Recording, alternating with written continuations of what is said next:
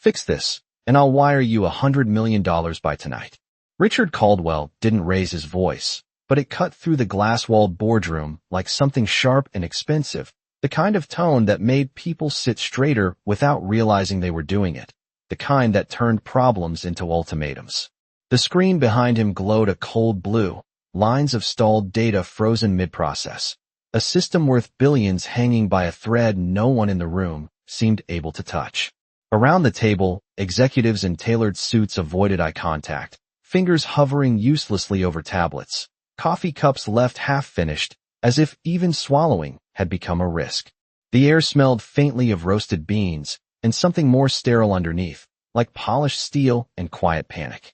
Richard stood at the head, one hand resting on the table, cufflinks catching the overhead light, his expression controlled, almost bored, but his eyes were measuring, calculating who would fail him next.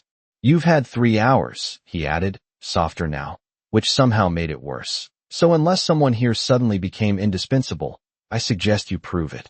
No one moved. A chair creaked somewhere near the far end, then went still. Outside the glass, the hallway lights reflected in long streaks across a freshly mopped floor, the faint scent of bleach drifting in every time the automatic door slid open and shut. Angela Brooks kept her head down as she worked, pushing the mop in slow, practiced lines, her movements quiet enough to disappear into the background, the way she'd learned to be in buildings like this. Beside the supply cart, her daughter stood just inside the threshold, small backpack slung over one shoulder, sneakers damp at the edges where they'd touched the wet floor, her eyes drawn not to the executives or the polished table, but to the glowing screen inside the room. Nia Brooks had seen screens like that before, though never this large, never this bright, never with so many adults pretending they understood something they clearly didn't. The numbers flickered, paused, flickered again, like a heartbeat that couldn't find its rhythm. She tilted her head slightly, the way she did when something didn't make sense yet, but felt close to making sense. Inside, Richard exhaled through his nose, impatience tightening his jaw. "No one," he said, glancing around as if the silence itself had offended him. "We're losing 6 figures every minute this stays down." A man near the center cleared his throat, started to speak, then stopped when Richard's gaze landed on him, sharp and immediate. The man looked back at his screen instead, shoulders shrinking by an inch. The room settled deeper into its own quiet failure.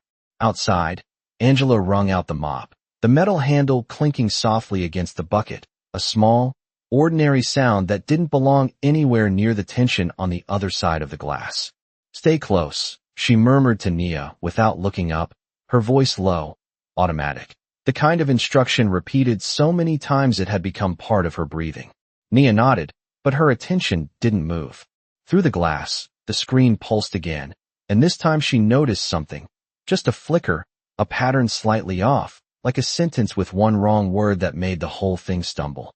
Her fingers tightened around the strap of her backpack. Inside, Richard turned toward the display, tapping a key that did nothing, then another, as if force might convince the system to obey him.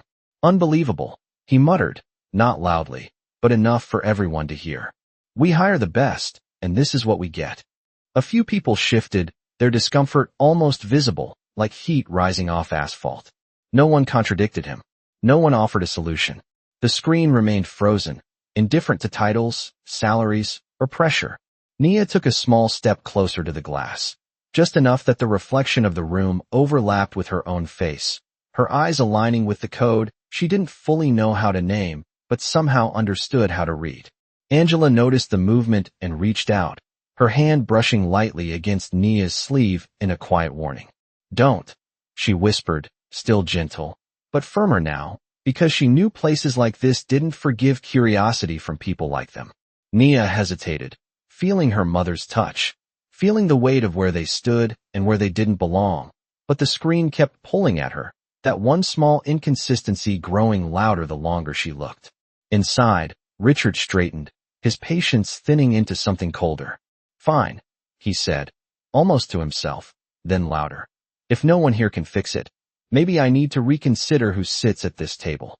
The words landed heavier than the offer of money, heavier than the silence that followed. And just beyond the glass, where no one important was supposed to be watching, Nia saw exactly where the problem began. She shouldn't have been listening, but she couldn't look away. Angela's fingers tightened around the mop handle for just a second, the knuckles of her brown hand catching the hallway light before she loosened them again, as if even that small reaction had to be hidden in a place like this. Nia, she said quietly, not sharp, not angry, just tired in the way only a mother could be after a 10-hour shift on her feet. Eyes down. The words were familiar. They belonged to grocery stores where security guards followed too closely, to office towers where no one learned her name, to elevators where people smiled at her daughter but looked at her uniform. Nia lowered her gaze for a moment, but not because she agreed. She did it because she loved her mother enough to know when fear was speaking through her. The hallway around them hummed with recycled air and distant printers. Somewhere farther down, a copier clicked and whirred. The floor beneath their shoes still held a wet shine, reflecting the boardroom's glass walls in warped silver streaks. Angela dipped the mop back into the bucket and pushed forward, careful, steady, professional, the way she always was. She had built a life out of being careful. She had built a home out of not making trouble. But beside her, Nia was still listening to the room on the other side of the glass, and now that she had noticed the flaw on the screen, she could not unsee it. It was not the whole system. That was what bothered her most. Everyone inside was acting as if the machine had collapsed, but the error sat in one tiny sequence, one misplaced logic path that kept the rest from breathing. It reminded her of an old laptop at home, the one her neighbor Mr. Alvarez had left by their apartment dumpster with a cracked hinge and a missing key. Most people would have thrown it away. Nia had spent 3 weekends taking it apart at the kitchen table while her mother slept before the night shift, following free tutorials from the public library whenever the Wi-Fi reached their building. She had learned that expensive things did not always break in expensive ways. Sometimes they failed because one person assumed no one else would notice a small mistake. Inside the boardroom, a new voice tried to rise and then fell away. Sir, if we roll back the last deployment, we might be able to stabilize, might? Richard Caldwell did not snap. He never needed to. His disappointment had its own architecture, clean and cold and impossible to argue with. He turned just enough that the man stopped talking. You are paid for certainty. The room went still again. Angela glanced up despite herself, then immediately regretted it. Watching powerful people humiliate each other was its own kind of danger when you were the person wiping footprints off their floor. Come on, she whispered to Nia. We are almost done here. But Nia did not move. Her dark eyes stayed on the frozen display, on the one repeating loop buried inside a sea of numbers and graphs. It was not only the mistake. It was the way they were all looking past it because they were waiting for someone with the right title to name it first. She could feel her heartbeat now, not fast exactly, just present, like a knock from inside her chest. Richard stepped away from the table and toward the glass wall, not to look at Angela or Nia, only because people did that when they thought better views could solve worse problems. His reflection slid over theirs for a second, his broad shoulders framed by city lights, and the company logo etched in frosted silver. He looked out over the hallway without really seeing it. Men like him rarely did. Angela shifted the cart slightly, hoping to put more distance between them and the room, but the wheel caught for a moment on a seam in the tile, making a short, ugly squeak. Heads turned inside. Not all of them. Just enough. Richard's eyes flicked toward the sound, then downward, landing first on the yellow caution sign, then on the mop bucket, then on Angela's uniform, and finally on Nia. It was a quick glance, no more than 2 seconds, but Nia knew that look. It was the same look teachers gave before asking if she was in the wrong classroom, the same look store managers gave before asking if she needed help in a tone that meant the opposite. It was a glance that arranged people into categories before they ever spoke. Angela saw it too. Her mouth tightened. Sorry, sir, she said at once, though she had done nothing wrong. Richard barely acknowledged her apology. His attention settled on Nia now, taking in the backpack, the scuffed sneakers, the way she was standing too still for a child who should have been bored. This is a restricted floor after 6, he said, not loudly, but loud enough. He did not ask who she was. He asked the room, and the room answered with silence, which was its own agreement. Angela straightened slightly, leaving the mop upright beside her. She came with me after school, she said. The sitter canceled. She is not bothering anyone. For the first time, Something like amusement touched the edge of Richard's mouth, though there was no warmth in it. That depends, he said, his gaze returning to Nia. She seems very interested in a problem my senior engineers cannot solve. A few people in the room gave the kind of thin smile that only appears when someone more powerful has already decided what is funny. Angela's face changed then, just a little, enough for Nia to see the embarrassment land. It was quiet, but it landed. Nia hated that more than she hated the look from the CEO. More than the smiles. More than the polished room and its expensive silence. Her mother worked too hard to be made small in front of strangers. I was just looking, Nia said, her voice calm and even, though she could feel every eye shift toward her now. Richard studied her for another beat, as if deciding whether this could become entertainment. And what exactly, he asked, do you think you are looking at? Angela reached for her daughter's sleeve again, quicker this time, but Nia had already fixed her eyes on the screen, and something in her expression made even the nearest executive stop, pretending this was a joke. Richard noticed that too. That was when his smile thinned. Her mother tried to pull her back, but Nia had already seen enough. The room did not laugh this time. Not fully, not comfortably, because something in the way Nia stood made the moment harder to dismiss, and Richard Caldwell felt it before he understood it. A faint shift in the air that usually bent in his favor, but now held still, waiting. He tilted his head slightly, studying. For the way one might examine an unexpected interruption rather than a person, his voice smooth but edged with something colder. You were just looking, he repeated, as if testing the weight of her words. Then go on. Tell me what you see. Angela's hand tightened around Nia's sleeve, not pulling her back yet, but close, like a warning sitting just beneath the surface. Sir, she is just a kid, Angela said quickly, her voice careful, respectful, trying to close the moment before it opened too far. She does not know what that is. Nia felt the words more than she heard them, felt the quiet fear inside them, the years of learning when to step back and when to disappear. But the screen was still there, glowing through the glass, the error looping again, patient, waiting for someone to notice it the right way. Richard's gaze did not leave Nia. I did not ask you, he said to Angela, not harsh, but firm enough to redraw the boundary in the room. Then, back to Nia, go ahead. I am curious what you think you understand. A few people at the table shifted again, exchanging quick glances, the kind that said this was no longer about solving the system. This was about something else, something closer to spectacle. Nia swallowed once, not out of fear exactly, but to steady the feeling rising in her chest, that quiet certainty that had followed her from the moment she saw the pattern. She stepped half a pace closer to the glass, just enough that the reflection of the code sharpened in her eyes. It is not broken, she said, her voice soft but clear, the words landing differently than anyone expected. That caught them, not because of what she said, but because she said it without hesitation. Richard's expression did not change much, but something in his posture shifted, a slight lean forward, like a man who had just heard a claim he intended to dismantle. Not broken, he echoed. Then what is it? Nia's gaze moved across the screen, following the loop she had traced in her mind. It is repeating, she said. Right there. She lifted her hand without thinking, pointing through the glass at a section of the display no one else had focused on yet. That line is calling itself again before it finishes.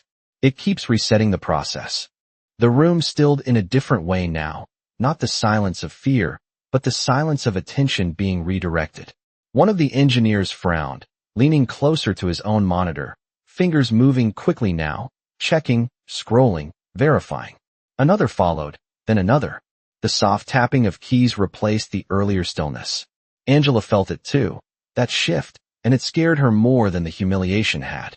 Because this was the moment where things could turn in ways she could not control. Nia, she whispered, a little sharper now, that is enough. But Nia did not step back. She was watching the screen the way someone watches a puzzle they already know how to finish, waiting for others to catch up. Richard's eyes flicked to the display, then back to her, then back again, measuring, calculating, refusing to accept something so simple without resistance. If it were that obvious, he said slowly, someone in this room would have seen it. It was not a statement. It was a defense. Nia shook her head slightly, not in disagreement with him as a person, but with the idea itself. They are looking at everything, she said. Not the one thing that is wrong. One of the engineers suddenly stopped typing. His chair rolled back an inch with a soft sound. "Wait," he said, almost under his breath, eyes locked on his screen now. She might be right. That was when the room changed. Not loudly, not dramatically, just enough that the balance shifted away from certainty and toward possibility. Angela felt her heart begin to pound, a steady, heavy rhythm that had nothing to do with the mop or the hallway or the job she needed to keep.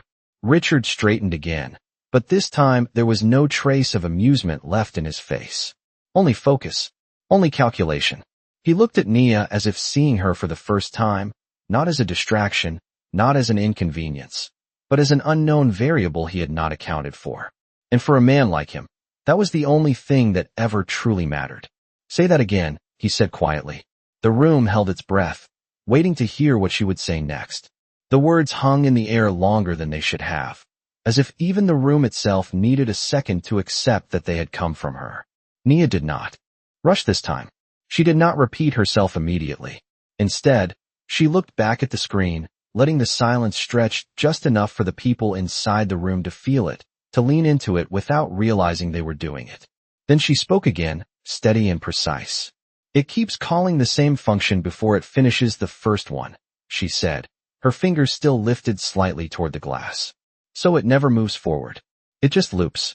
One of the engineers leaned closer to his monitor, eyes narrowing as his fingers began to move again, faster now, chasing the exact spot she had pointed out. Another shifted in his seat, pulling up a different panel, scanning lines of code that had been ignored minutes earlier. The quiet clicking of keys grew sharper, more focused, like a rhythm finally finding its beat. Angela felt her breath catch, not because she understood what her daughter was saying, but because she understood what was happening around her. This was no longer a joke. This was no longer something that would pass without consequence.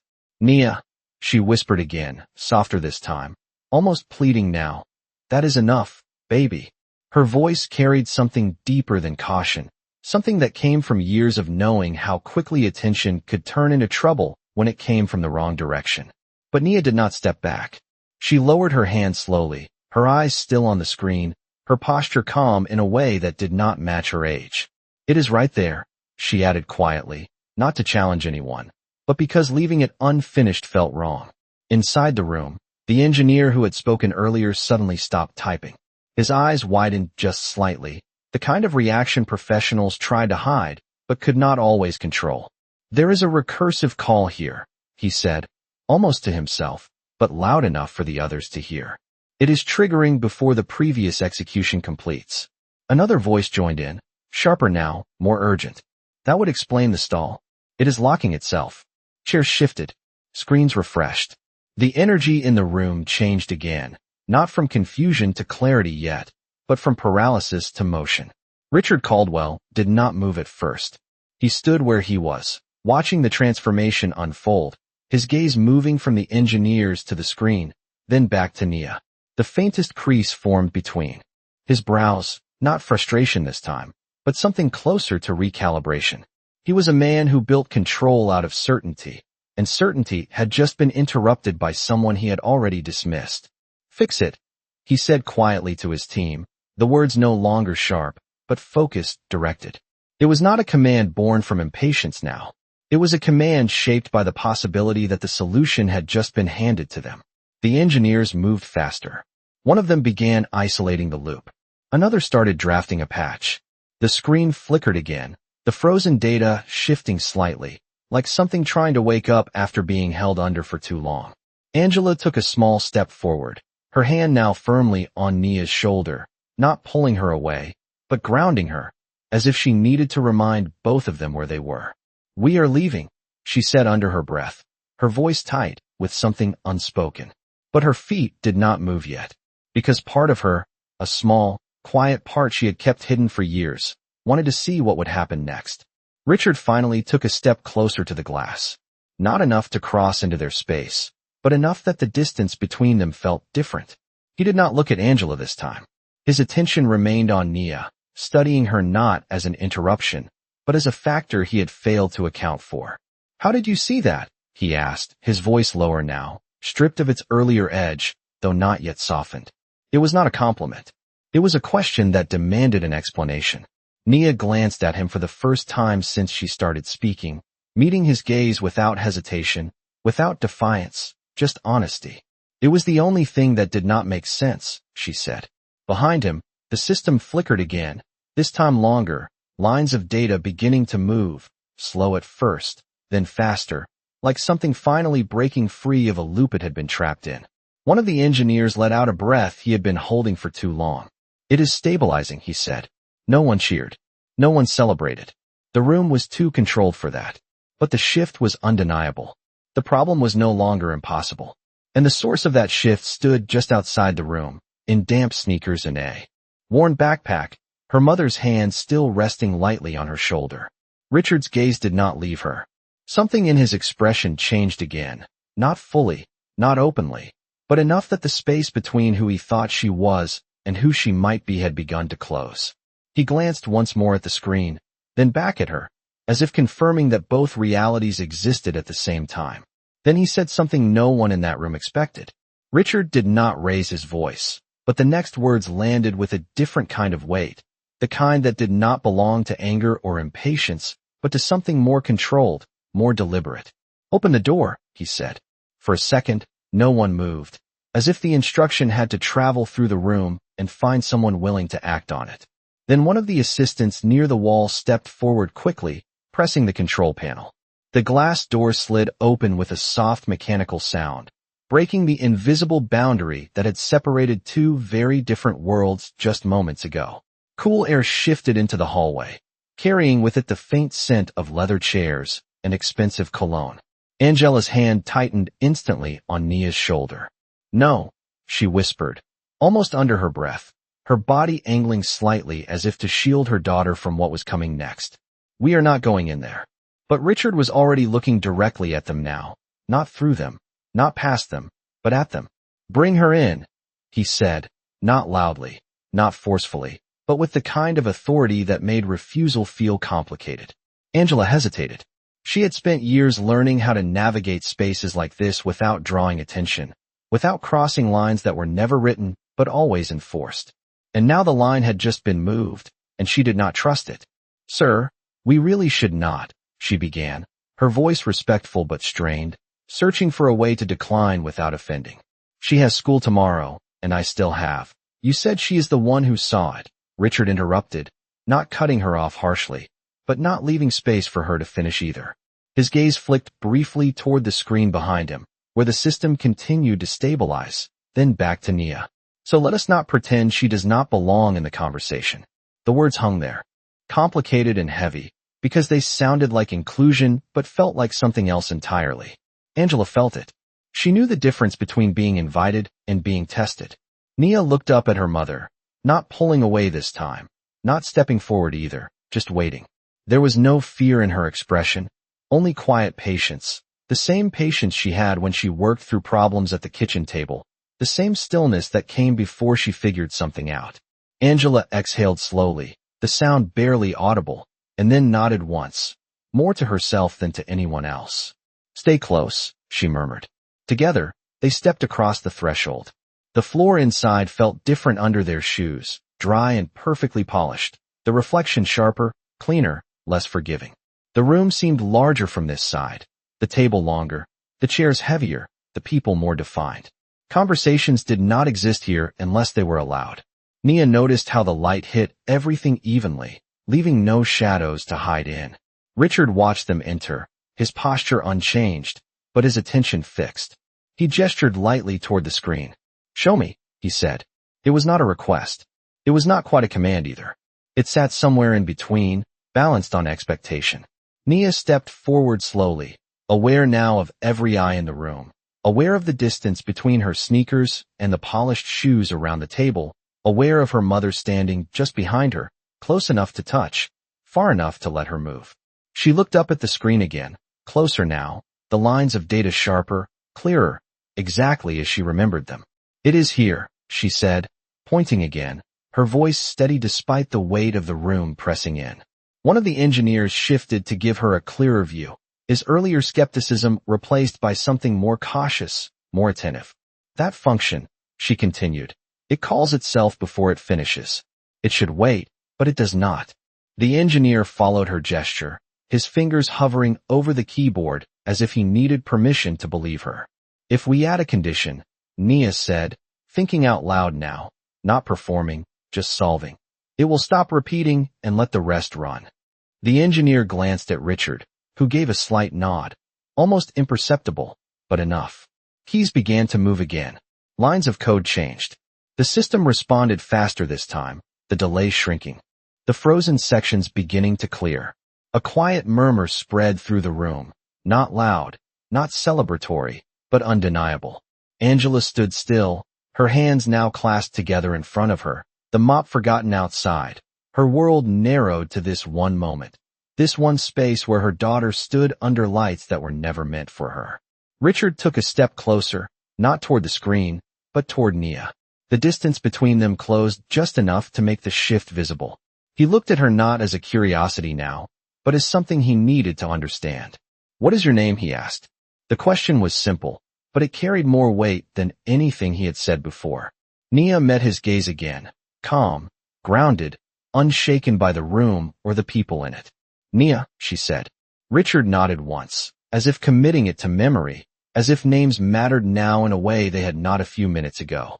Behind them, the system continued to recover, the numbers moving smoothly, the error dissolving into something manageable, something human. For the first time since the meeting began, no one was pretending anymore. They were watching her. And Richard Caldwell, a man who had built his life on knowing exactly who belonged in which room, found himself standing in front of someone he had already misjudged. He studied her for one more second, then spoke again, his voice quieter than before, but sharper in a different way. And this time, it was not the system he was testing. Richard's gaze held on Nia for a moment longer than necessary, as if he were recalculating something that had already been decided too quickly. The room stayed quiet, but it was no longer the same silence from before. This one had weight, attention, something almost fragile about it. "Nia," he repeated, testing the name under his breath, then looking directly at her again. "How old are you?" It was a simple question, but it did not feel simple in a room like this. Angela shifted slightly behind her daughter, her posture tightening again, instinct returning the moment the focus moved away from the system and fully onto Nia. "She is 12, Angela answered before Nia could, her voice steady but protective, reclaiming a piece of ground she had nearly lost. Richard nodded once, slowly, as if placing that number somewhere in his mind next to everything else he had just seen. 12, he said again, softer this time, not with disbelief, but with a kind of measured curiosity. Behind him, the engineers were still working, refining the fix Nia had pointed out, their movements more confident now, the earlier hesitation gone. One of them glanced up briefly, looking at Nia with something that was no longer skepticism. It was respect, though he had not said it out loud yet. The screen continued to shift, data flowing again, the system stabilizing in a way that made the room breathe a little easier without anyone admitting it. Richard turned slightly, just enough to confirm what he already knew. "Status," he said. "We are back at 80% and climbing." One of the engineers replied quickly. "The loop is contained." Richard gave a small nod, then turned back to Nia, his attention narrowing again. "You said it was the only thing that did not make sense," he said. "Why?" Nia did not rush her answer. She looked at the screen again, then back at him, her voice calm, thoughtful, as if she were explaining something ordinary rather than standing in front of a room full of executives. "Because everything else was doing what it was supposed to do," she said. But that part was acting different. It kept repeating even when it should have stopped. Richard watched her closely, not interrupting. "And you noticed that just by looking at it?" he asked. Nia gave a small shrug, not dismissive, just honest.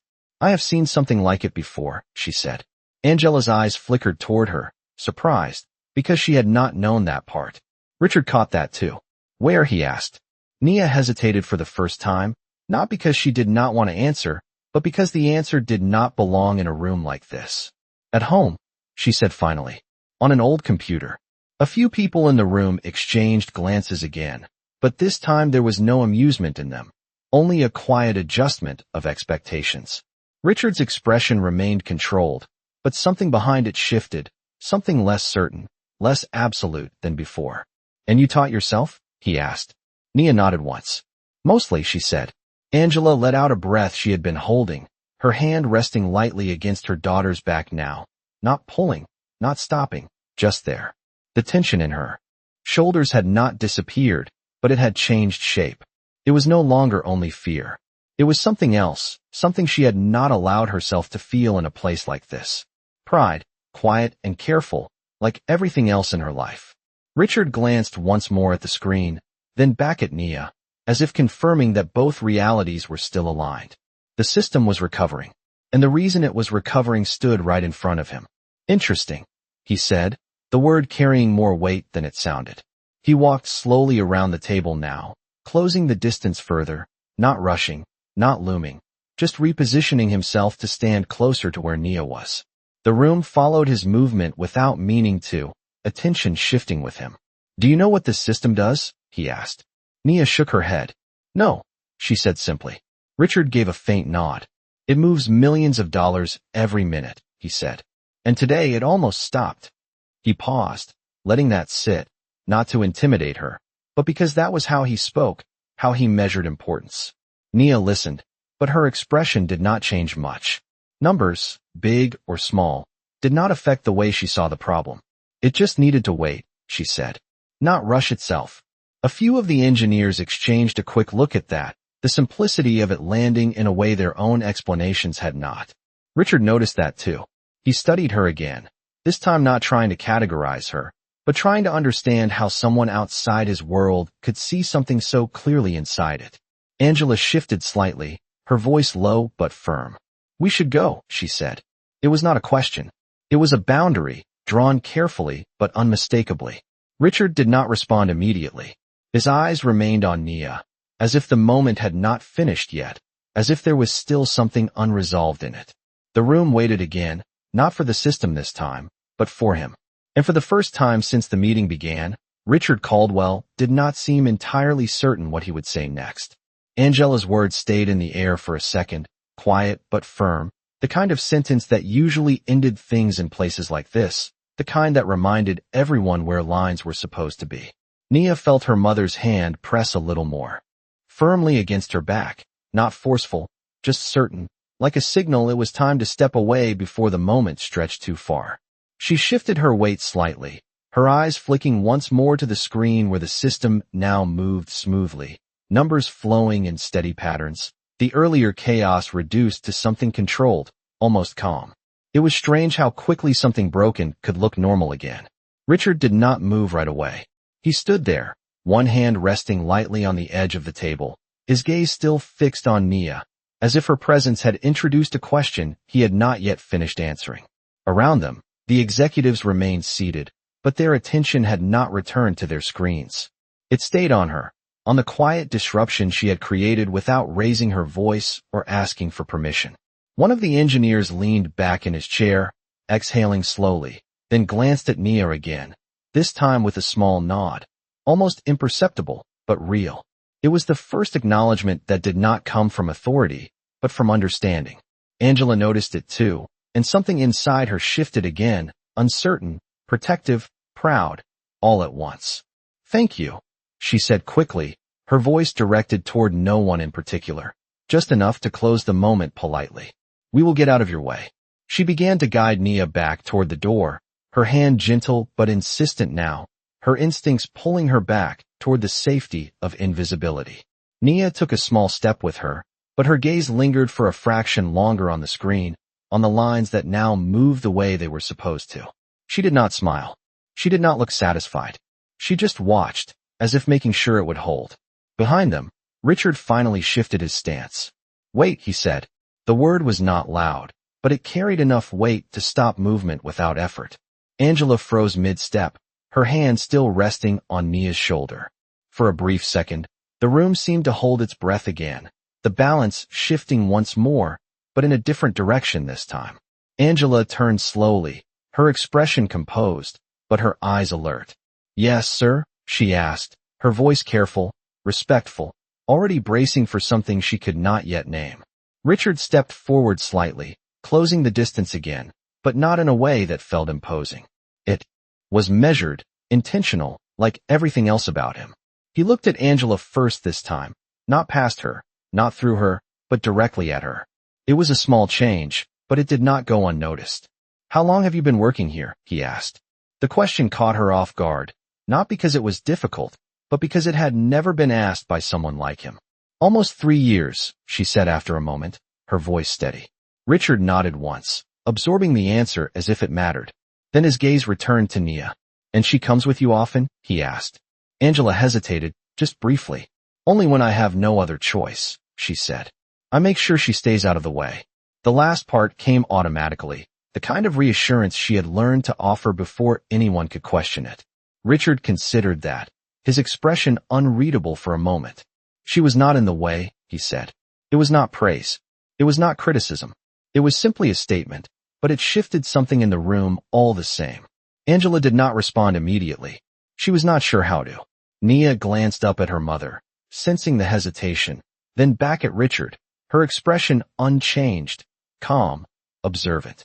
One of the executives at the table cleared his throat softly, as if reminding himself that the meeting still existed, that the hierarchy had not disappeared completely. But no one spoke. Richard's attention remained where it was. You said it just needed to wait, he said to Nia, returning to her earlier words. Why did you think that? Nia looked at him, then briefly at the screen again. Because it was trying to do everything at once, she said. And that made it stop. Richard's eyes narrowed slightly, not in disagreement, but in thought. So slowing it down fixed it, he said. Nia gave a small nod. Letting it finish fixed it, she corrected gently. That distinction lingered. Even the engineers seemed to feel it, their expressions shifting as they processed the simplicity of what they had overlooked. Angela's hand relaxed just slightly on Nia's shoulder, though she did not remove it. She was still ready to leave, still aware of where they stood, but something about the moment had softened the edge of her urgency. Richard exhaled slowly, a controlled breath, then glanced once more at the screen, confirming the system's stability. When he looked back at Nia, his expression had changed again, not dramatically, but enough to mark a difference. The certainty was still there, but it was no longer complete. You should not be able to see that, he said, almost to himself, though everyone heard it. Nia did not respond. She did not need to. She had already said what mattered. The room remained quiet, not tense now, but attentive, as if waiting for something else to emerge from the moment.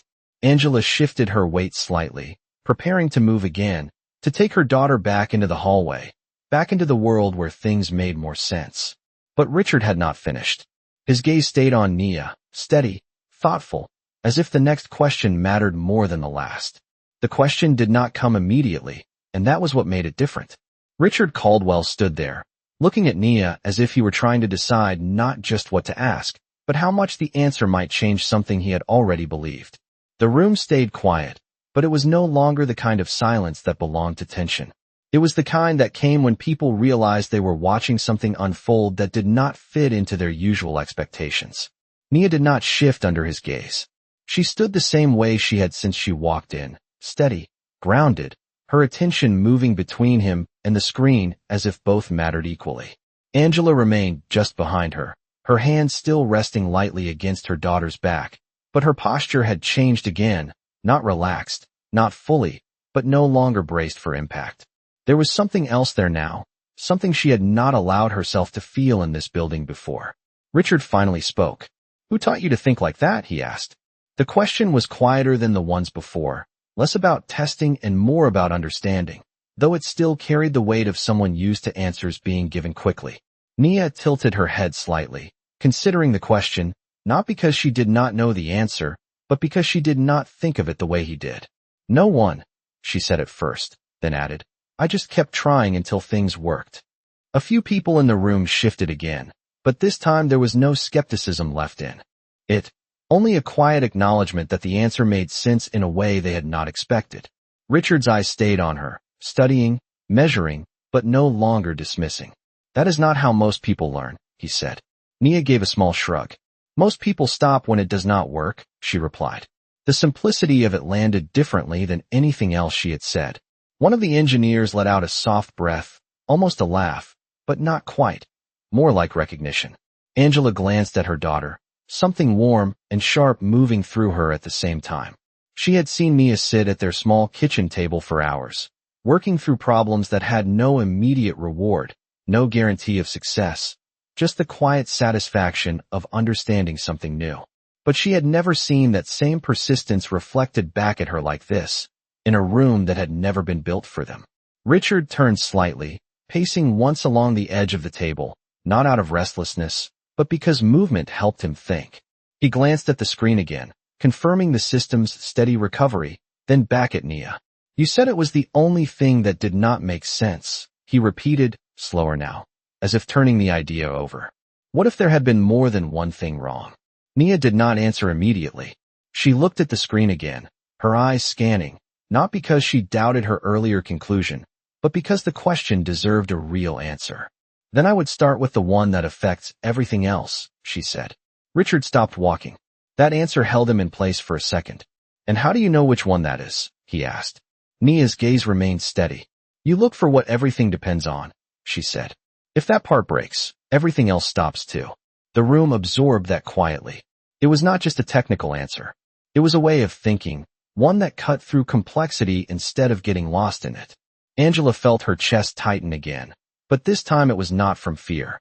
It was something closer to realization, something she had always known about her daughter, but had never seen reflected so clearly in front of others. Richard nodded slowly, more to himself than to anyone else. You simplify the problem, he said. Nia shook her head gently. No, she said. I find the real problem. That distinction settled deeper than the last one. Even the executives who had barely spoken began to look at her differently, not just as someone who had helped in a moment, but as someone who understood something fundamental. Richard exhaled again, a quieter breath this time, then looked directly at Angela.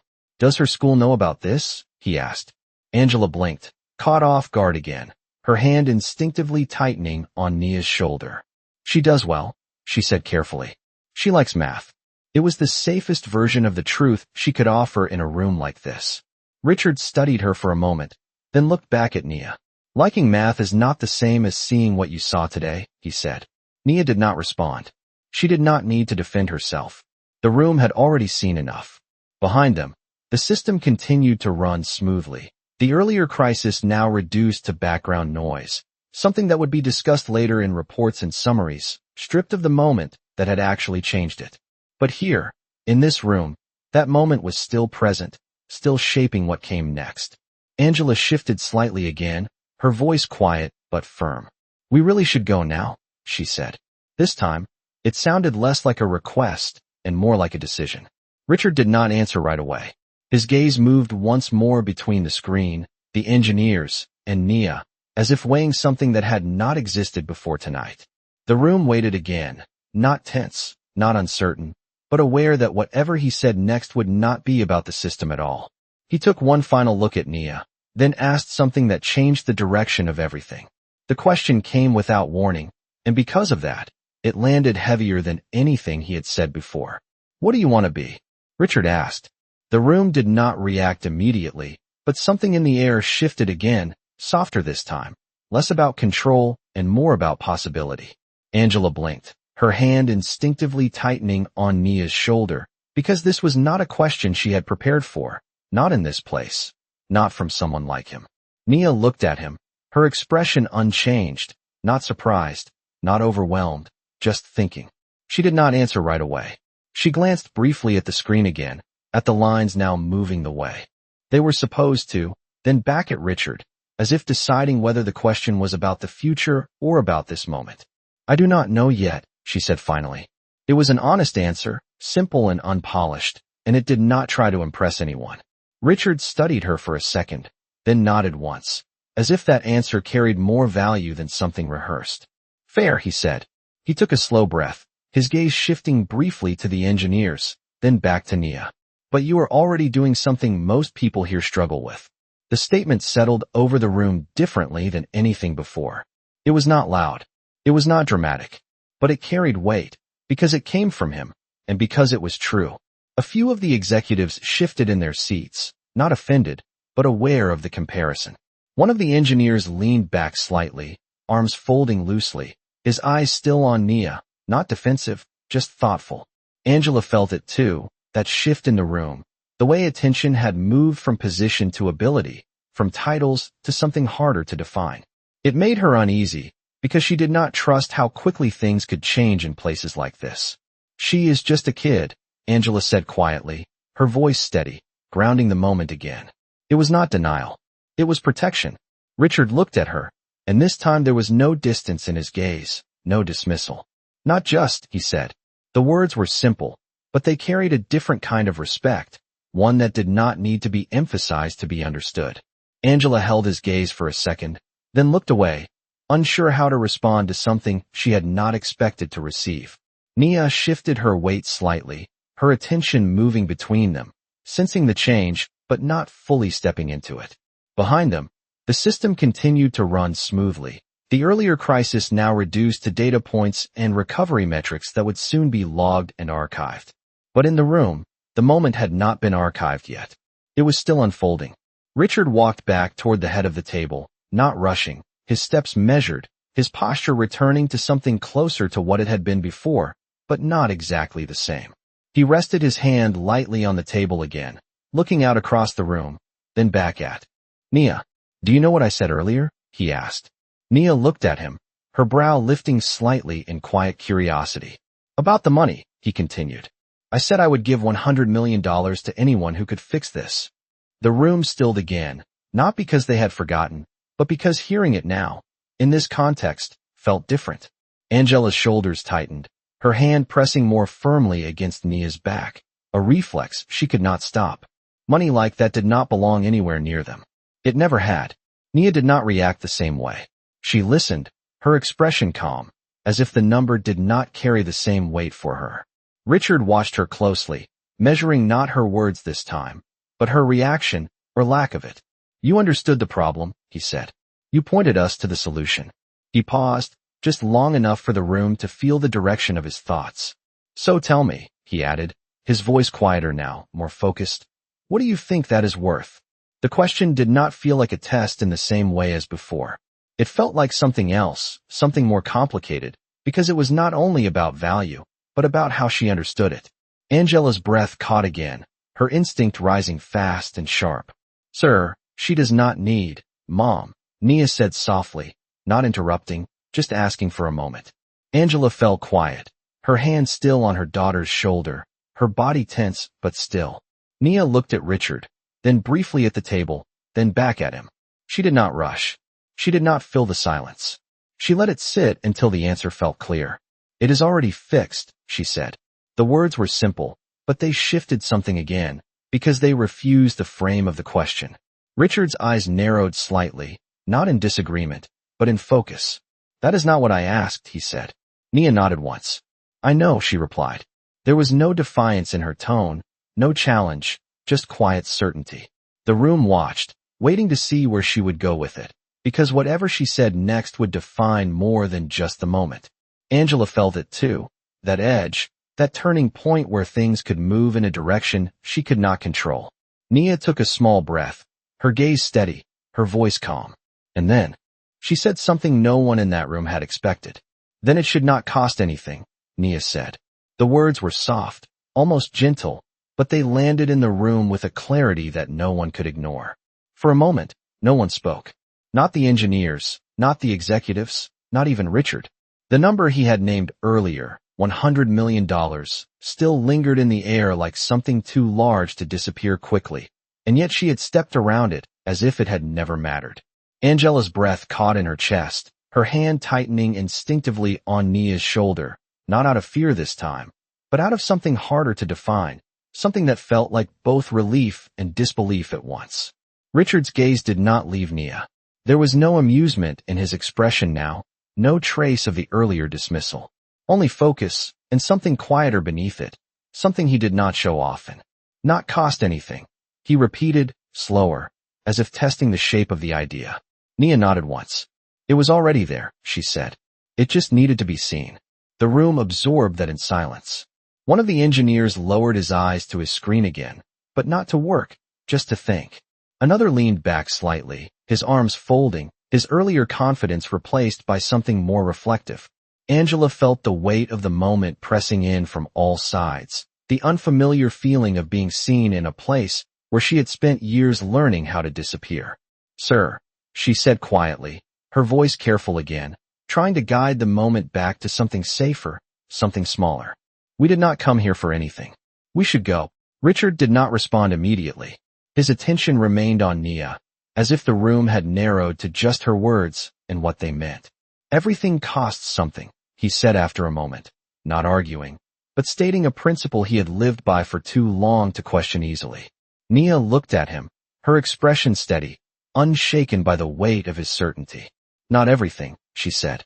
The simplicity of it did not challenge him directly, but it unsettled something in the way he measured value. Richard exhaled slowly, his hand moving from the table to his side, a small shift, but enough to mark that he was no longer holding the room in the same way. He glanced briefly at the screen again, the system now running clean, efficient, exactly as it should have been hours ago. Then he looked back at Nia. "You understand what you just did?" he said, his voice quieter now, more deliberate. It was not a question, but it carried one underneath it. Nia considered that, not rushing, not dismissing it either. "I helped fix something," she said. Richard studied her, the answer landing differently than he expected. "You prevented a loss that would have cost this company millions," he said. "Possibly more." Nia listened, but her expression did not change. "Then you should fix it so it does not happen again," she replied. That shifted something again, not just in him, but in the room. It redirected the focus away from what had been saved and toward what should be done next. One of the engineers nodded slightly, almost to himself, already thinking ahead. Angela felt her chest tighten again, but this time it was not from tension. It was from something she had not allowed herself to feel in years, something fragile and powerful at the same time. Pride, but not loud, not overwhelming, just steady, like a quiet truth finally being seen. Richard remained still for a moment, absorbing her words, not dismissing them, not immediately responding, just letting them exist without control. That was new for him. The room noticed. The silence stretched, but it was not uncomfortable. It was reflective. Then Richard took a small step back, creating just a little more space between himself and Nia, as if acknowledging something he could not fully define yet. "You are right," he said. The words were simple, but they carried a weight that shifted the room once more. He did not say it often. Not like this. Angela's hand relaxed slightly on Nia's shoulder, though she did not remove it. She was still ready to leave, still aware of the boundaries that had not disappeared just because the moment had changed. "Thank you," she said again, quieter this time, more certain. She began to guide Nia gently toward the door, her movements careful, measured, as if not to disturb what had just settled. Nia took a step with her, then another, her gaze lingering for just a second longer on the screen, on the lines now moving without interruption, without confusion. It looked simple now. It always did after it was understood. Richard watched them move, his expression unreadable again, but not the same as before. Something had shifted, not in the room, but in him, and he knew it. As Angela and Nia reached the edge of the glass door, the quiet hum of the hallway waiting just beyond, Richard spoke again, not to stop them, but because something still needed to be said. "Angela," Richard said. He did not raise his voice, but this time he used her name, and that alone was enough to stop her at the doorway. It was the first time he had said it, and it changed the way the room felt again, quieter, more grounded, as if something had shifted from position to person. Angela paused, her hand still resting on Nia's shoulder, her body angled halfway toward the hallway and halfway back into the room. She turned slowly, her expression careful, not guarded in the same way as before, but not fully open either. "Yes, sir," she replied, her voice steady. Richard stepped closer, not too near, but enough to close the distance in a way that felt intentional. He did not look past her this time. He looked directly at her, the same way he had looked at Nia moments earlier, as if both of them now existed within the same frame of attention. "You said you have been here 3 years," he said. Angela nodded once. "Yes, sir." Richard glanced briefly around the room, at the people who had sat in silence earlier, at the screen that now ran without error, then back at her. "And in 3 years, no one has told me about her," he said. It was not an accusation. It was a realization, spoken out loud. Angela's fingers tightened slightly against Nia's shoulder, not from fear, but from instinct, as if she needed to hold on to something steady while the ground shifted again. There was nothing to tell, she said quietly. She just comes with me sometimes. Nia looked up at her mother, hearing the way she made it smaller, safer, easier to accept. Richard studied them both, his gaze moving from Angela's hand to Nia's face, then back again. No, he said after a moment. There was something to tell. The room felt that, even if no one moved. Angela did not answer right away. She was not used to being part of a conversation like this, not in this room, not with someone like him. Sir, with respect, she said slowly, choosing her words with care, my job is to clean floors, not bring attention. The honesty in that sentence settled heavily, not dramatic, not emotional, just real. Richard did not interrupt her. He listened, which was something few people in that building could say. And you have done that job well, he said. I have seen the reports. Angela blinked, surprised by that, because she had never imagined he would know anything about her work beyond its absence of problems. Thank you, she said, unsure what else to say. Nia remained still beside her, her eyes moving between them, sensing that something deeper than the system was being addressed now. Richard shifted his stance slightly, his hands resting loosely at his sides, no longer anchoring himself to the table or the room. But today, he continued, your daughter solved something my entire team could not. He paused, not for effect, but because the weight of that statement did not need to be pushed. It was already there. Angela felt it, the truth of it, the way it changed how the room saw them, how he saw them, how even she might have to start seeing things differently. She just noticed something, Angela said, her voice softer now, still protective, still careful not to let the moment grow too large. Richard shook his head slightly, not dismissing her, but correcting the scale of what had happened. She understood something, he said. That distinction stayed in the air, quiet but undeniable. Nia glanced at her mother again, then back at Richard, her expression unchanged, but her presence now felt different, as if the room had adjusted around her instead of the other way around. One of the executives at the table shifted, clearing his throat softly, but did not speak. There was nothing to add that would not sound smaller than what had already been said. Richard looked at Angela again, his gaze steady. You have been careful, he said. I can see that. Angela nodded slightly, because that was the truth she knew best. Yes, sir. Richard's expression softened just a fraction, not visibly to everyone, but enough that the edge in his voice had changed. You should not have had to be, he said. Angela did not respond immediately. The sentence did not fit easily into the world she knew.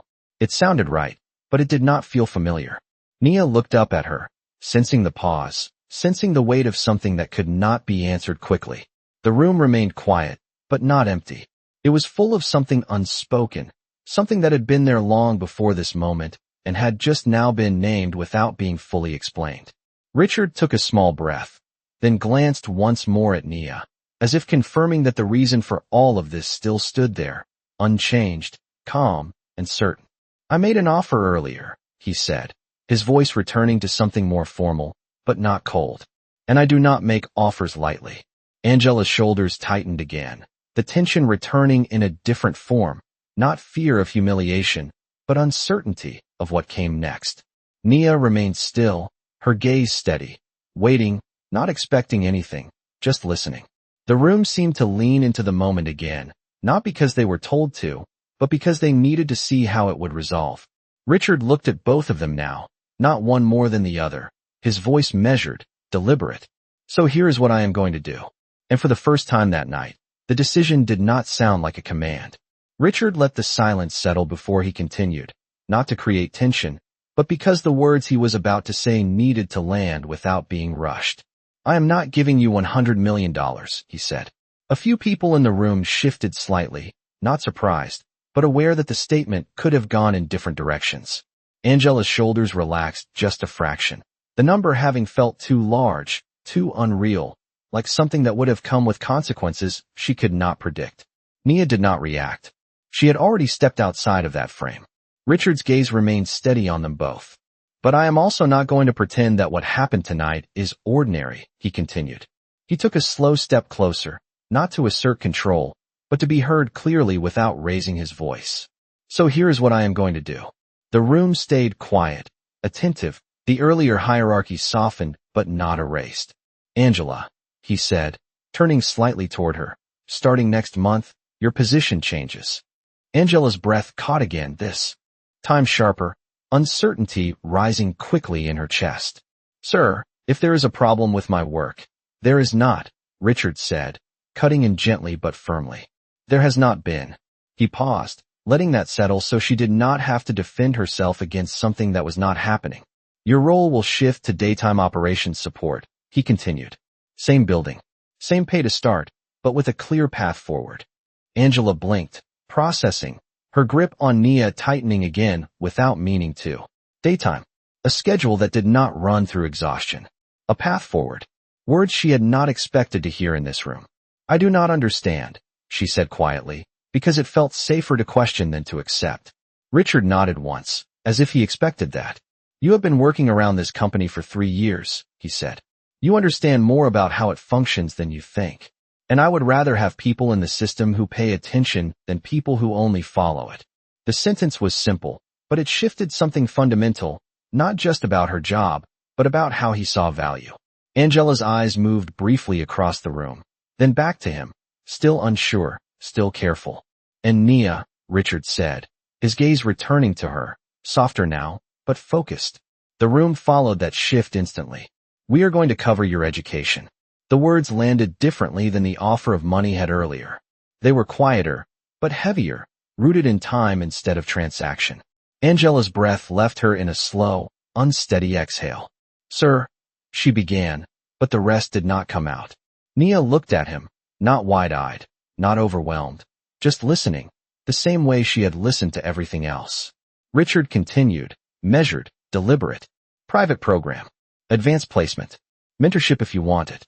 Not because you need help catching up, he added, but because you should not have to wait to be challenged. One of the executives shifted in his seat, as if recalculating the implications of that decision, but no one spoke. There was no argument to be made without sounding smaller than the moment itself. Angela's hand trembled slightly on Nia's shoulder, the first visible sign of how much the offer meant, and how unfamiliar it felt. That is too much, she said quietly, not refusing, but overwhelmed by the scale of it. Richard shook his head. Once. It is not enough, he said. The words were calm, but they carried something deeper, something closer to recognition than generosity. Nia looked at her mother, sensing the weight of the decision pressing down on her, then back at Richard. Why? She asked. It was not suspicion. It was clarity. She wanted to understand the reason, not just the offer. Richard held her gaze for a moment, then answered without hesitation. Because I was wrong, he said. The room felt that, not as a dramatic admission, but as something rare, something that did not happen often enough to feel ordinary. I saw you, he continued, and I decided what you could not do before you said a word. Angela's eyes flickered, hearing the truth in that, the kind of truth she had lived with for years without anyone naming it out loud. And tonight, Richard added, you showed me something I should have seen differently. Nia listened, her expression unchanged, but her presence steady, grounded in a way that did not shift with the room. Angela swallowed, her voice quieter now. We do not want anything we did not earn, she said. Richard nodded slowly, as if he understood that completely. Then earn it, he replied. Take the opportunity. See what you do with it. The simplicity of that answer removed the weight of charity and replaced it with something else, something closer to possibility. The room stayed quiet, not because it was empty, but because it was full of something that did not need to be spoken over. Angela looked at Nia, searching her face, not for permission, but for alignment, for understanding. Nia met her gaze, calm, certain, the same way she had looked at the screen when everything else had been frozen. Then she gave a small nod. Angela turned back to Richard, her voice steady again, but different now. Thank you, she said. It was not just gratitude. It was acknowledgement. Richard nodded once in return, not as a superior, but as someone who had just adjusted something inside himself.